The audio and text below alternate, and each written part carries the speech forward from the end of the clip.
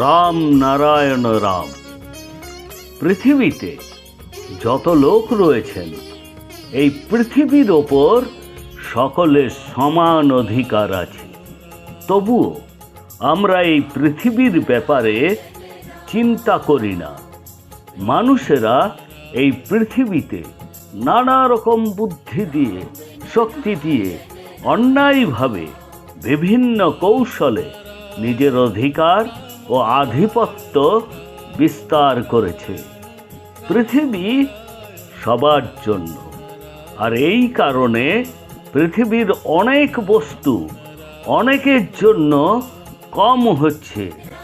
দেখা যাচ্ছে সবাই পৃথিবীর ওপর অধিকারের জন্য লড়াই করছে, কিন্তু পৃথিবীর ওপর কারও মালিকানা থাকা উচিত নয়।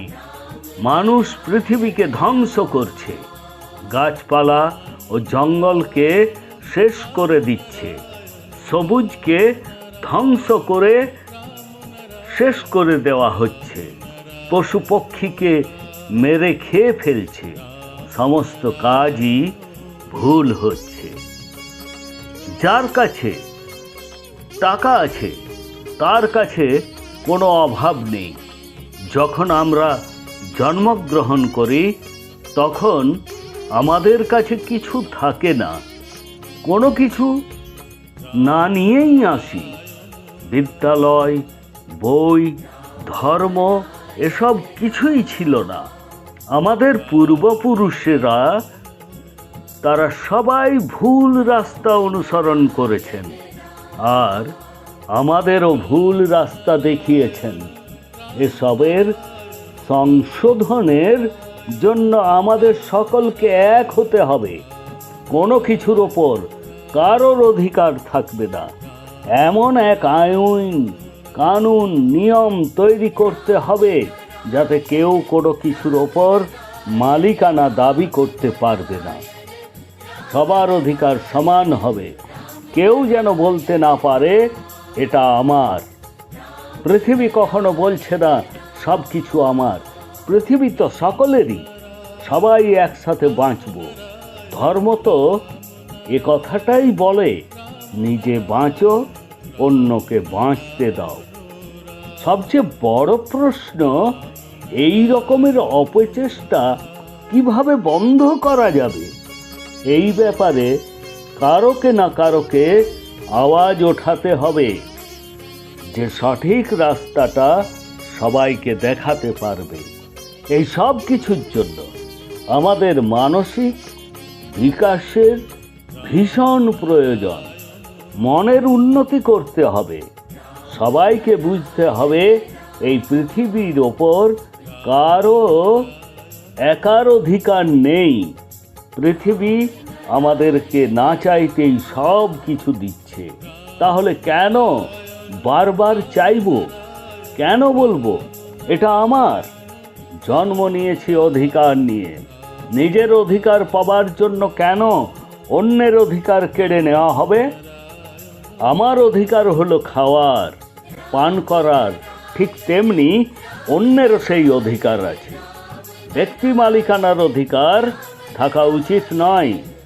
মন্ত্রীর সুরক্ষার জন্য প্রচুর ব্যয় হয়। এমন কেন করতে হয়? আমরা জন্ম নিয়েছি সমস্ত সুযোগ সুবিধা নিয়েই। সমস্ত সুযোগ সুবিধা নিয়ে প্রকৃতি নিজেই সুন্দর। আমরা এর ঠিকমতো ব্যবহার না করে এর ক্ষতি করছি। মানুষ মানুষের শত্রু হয়ে গেছে। খারাপ চিন্তা, খারাপ ব্যবহার, খারাপ খাবার, খারাপ কাজ এসবই তো শত্রু। সমাজে সুন্দর থাকলে, প্রকৃতি সুন্দর থাকলে, পরিবেশ সুন্দর থাকলে আমরাও সুন্দর ও ভালো থাকব। মানুষের লোভ বেড়েই চলেছে। আরো চাই, আরো চাই, আরো বেশি চাই। যখন সব কিছুই আমাদের, তখন এটা আমার, ওটা ওর, বারবার এ কথা হয় কেন? এ ব্যাপারে সমস্ত ধর্মের লোকের চিন্তা ভাবনা করা উচিত। জঙ্গলে শিক্ষা, স্বাস্থ্য, বিদ্যালয় এইসব সুযোগ সুবিধার প্রয়োজন পড়ে না, তাহলে মানুষের কেন স্কুল, কলেজ, মন্দির, মসজিদ, হাসপাতাল দরকার হয়? জঙ্গলের সবাই নিজেই সব কিছু জেনে যায়, কিন্তু আমাদের জানার জন্য এই সবের প্রয়োজন। এটা ভুল। এর একটাই সমাধান, ব্যক্তি মালিকানাকে শেষ করতে হবে। সবাইকে একটাই ধর্ম মানতে হবে, তা হলো প্রকৃতির ধর্ম। প্রকৃতি ছাড়া আমরা বাঁচতে পারবো না। বেঁচে থাকার জন্য আমরা সব কিছু প্রকৃতি থেকে পাই। যেমন সিংহ যখন ক্ষুধার্ত থাকে তখন সে শিকার করে, কিন্তু তার ক্ষুধা না থাকলে সে শিকার করে না।